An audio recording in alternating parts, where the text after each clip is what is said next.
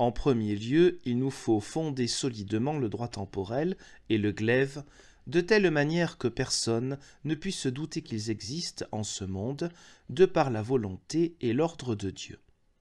Voici les paroles qui en sont le fondement. Romains 13, 1 à 2.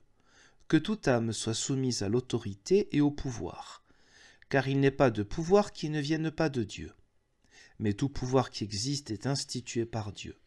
Celui donc qui résiste à l'autorité résiste à l'ordre institué par Dieu. Et celui qui résiste à l'ordre divin attire sur lui-même la condamnation. De même, dans 1 Pierre 2, 13 à 14, « Soyez soumis à toute institution humaine, soit au roi, comme à celui qui est le plus élevé, soit à ses gouverneurs envoyés par lui, pour punir les malfaiteurs et honorer les gens de bien. » Ce droit du glaive a d'ailleurs existé depuis le commencement du monde. Car lorsque Caïn tua son frère Abel, il eut tellement peur d'être lui-même tué que Dieu promulgua une interdiction spéciale à ce sujet et suspendit le glaive à cause de lui, afin que personne n'eût le droit de le tuer. Il n'aurait pas eu cette crainte s'il n'avait appris d'Adam qu'il faut mettre à mort les meurtriers.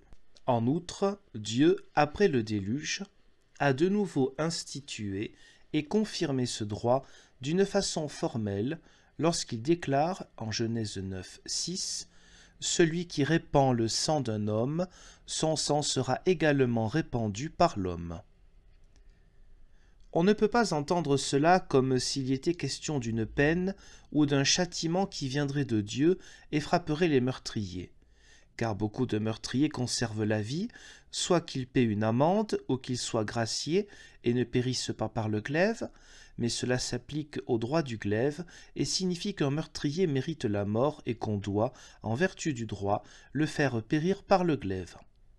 Si ce droit se trouve empêché ou si le glaive est trop lent à agir, de telle sorte que le meurtrier meurt d'une mort naturelle, l'Écriture n'en est pas erronée pour autant lorsqu'elle dit « Celui qui répand le sang d'un homme, son sang sera également répandu par l'homme. » Car c'est la faute ou le mérite des hommes si ce droit ordonné de Dieu n'est pas observé, tout comme on transgresse d'autres commandements de Dieu.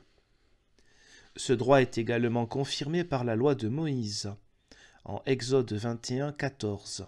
« Si quelqu'un tue par malice, tu dois l'arracher de mon autel pour qu'il soit mis à mort. » De même encore au même chapitre, corps pour corps, œil pour œil, dent pour dent, pied pour pied, main pour main, blessure pour blessure, meurtrissure pour meurtrissure.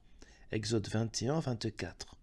De plus, le Christ confirme cela lorsqu'il dit à Pierre dans le jardin « Celui qui prend le glaive périra par le glaive. » Matthieu 26, 52. Parole qu'il faut comprendre de la même façon que Genèse 9, 6. Celui qui répand le sang de l'homme, etc. Il n'est pas douteux que le Christ, avec cette parole, fait allusion à ce dernier passage. Il le cite et veut par là le confirmer.